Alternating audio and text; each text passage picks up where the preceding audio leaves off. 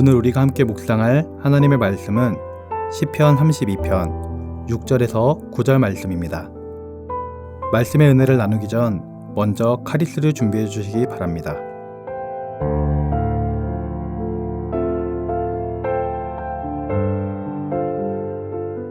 이로 말미암아 모든 경건한 자는 주를 만날 기회를 얻어서 주께 기도할지라. 진실로 홍수가 범람할지라도 그에게 미치지 못하리이다. 주는 나의 은신처이오니 환난에서 나를 보호하시고 구원의 노래로 나를 두르시리이다. 셀라. 내가 내 갈 길을 가르쳐 보이고 너를 주목하여 훈계하리로다. 너희는 무지한 말이나 노새같이 되지 말지어다. 그것들은 제갈과 굴레로 단속하지 아니하면 너희에게 가까이 가지 아니하리로다. 아멘.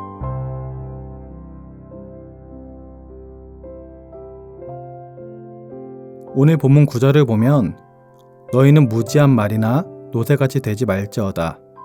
그것들은 제갈과 굴레로 단속하지 아니하면 너희에게 가까이 가지 아니하리로다 라고 말하였습니다. 이는 하나님께서 회개하게 하실 때는 고집을 부리지 말고 순순히 회개에 임하라는 권고입니다. 여기서 말하고 있는 말이나 노새는 완고함의 상징으로 사용되고 있습니다. 말이나 노새는 사람의 말에 쉽게 순종하지 않습니다. 그것은 그들이 원래 고집이 센 동물이어서가 아니라 그들이 사람의 말을 알아들을 수 없기 때문입니다.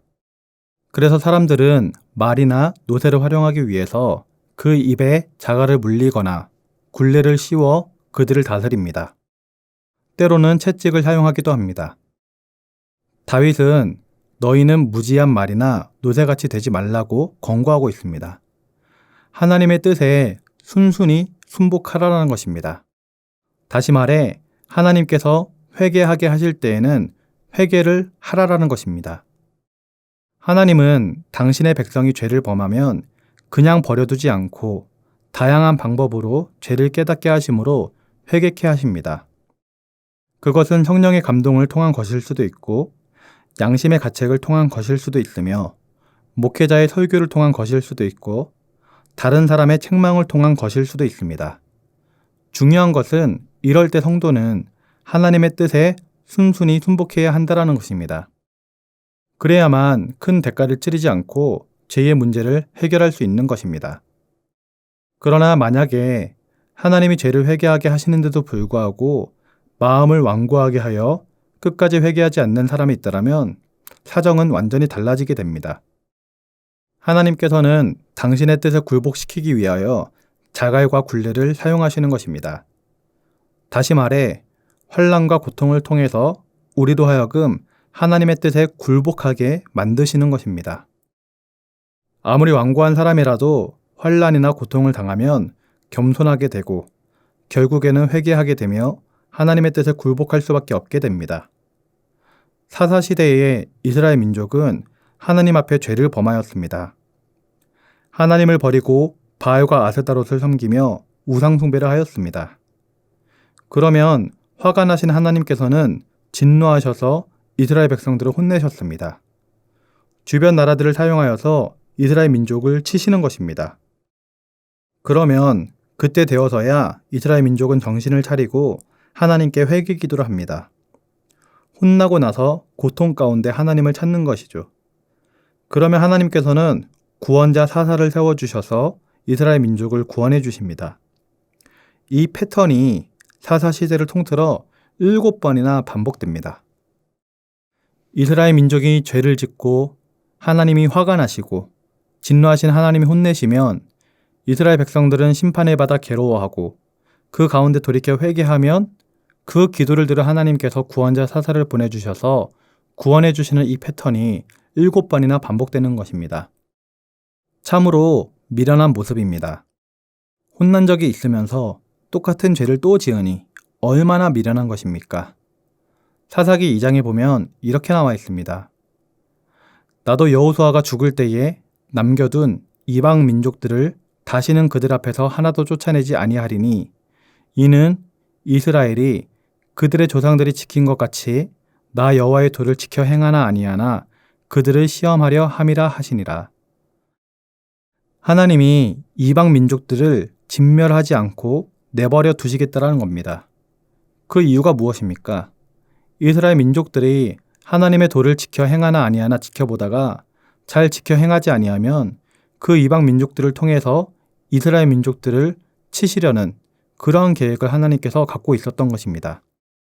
그런데 이스라엘 백성들은 아무것도 모른 채 결국 하나님을 저버리고 바알을 선택해버립니다. 하나님은 예배한 이방 민족들을 들어 사용하셔서 이스라엘 민족이 전쟁에서 패하게 만듭니다. 전쟁에 패하여서 고통 가운데 있을 때 이스라엘 민족들은 그때 되어서야 하나님께 부르짖습니다. 그러면 하나님께서 구원자 사사를 보내주셔서 이스라엘 민족으로 하여금 전쟁에서 다시 승리하게 만들어주십니다. 그런데 이스라엘 민족들은 시간이 지나면 또다시 하나님을 배반하고 우상 숭배를 하기 시작하는 것이죠. 그래서 똑같은 패턴의 일이 계속해서 반복되는 것입니다. 사사기의 이스라엘 민족들은 이렇게 미련한 모습을 우리에게 보여주었습니다. 여러분, 지혜로운 사람은 하나님께서 기회를 줄 때 즉시 돌이키는 자가 지혜로운 사람입니다. 오늘 본문의 다윗이 그러한 자였습니다. 비록 돌이킬 수 없을 만큼 큰 죄악을 저질렀지만 하나님께서 돌이킬 기회를 주었을 때 전심을 다해 회개함으로 죄 용서 받을 수 있게 된 것입니다. 물론 죄의 값은 다윗도 치렀습니다. 우리도 죄를 지으면 죄의 값은 치르게 되어 있습니다.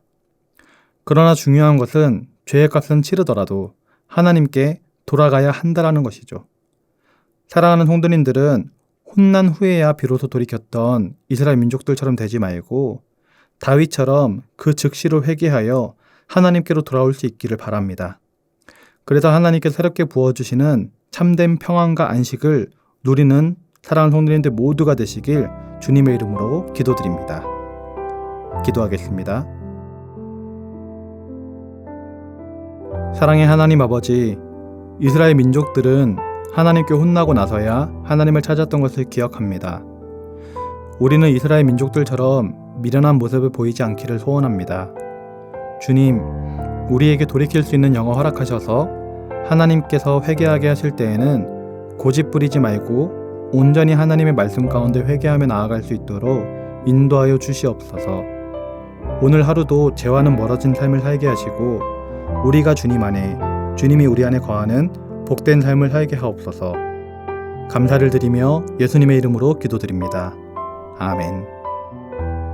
하늘에 계신 우리 아버지, 아버지의 이름을 거룩하게 하시며 아버지의 나라가 오게 하시며 아버지의 뜻이 하늘에서와 같이 땅에서도 이루어지게 하소서.